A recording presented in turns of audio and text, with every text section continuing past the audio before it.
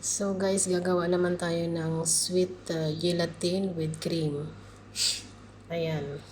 Maganda lang tayo ng 1 cup na normal na tubig. Normal lang po. Tapos lagyan natin ng 1 shea na flavor gelatin o kahit walang flavor, kahit ano pwede. Tutunawin lang po yan ng maigi. Maigi lang. Tunawin ng maigi para hindi siya magbuo-buo. Tapos, lagyan natin ng mainit para mas lalo siyang matunaw. Kahit wag yun ang kumpletuhin na 1 cup kasi baka malabnaw naman. Matagal tumigas po. Kahit 1.5 lang, pwede na. Ayan, tunawin nyo lang po ng maigi. At pagkatapos na yan, natunaw na, i-mix-mix nyo lang. Tapos, ilagay sa ref hanggang sa 1 hour. Tapos, ayan na nga. Pag matigas na, yan, gagawin nyo ng strips. Tapos, tanggalin nyo lang dun sa ano, pero isit aside nyo lang. At ngayon, gagawa naman tayo ng cream. 1 shea ulit na gelatin.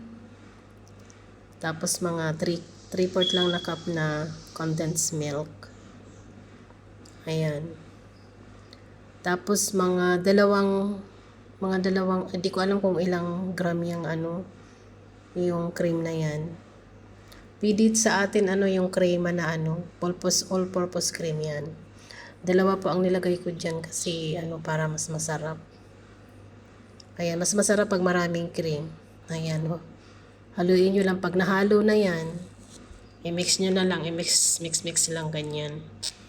Tapos, lagyan natin ng 1/2 na tubig. Normal lang po.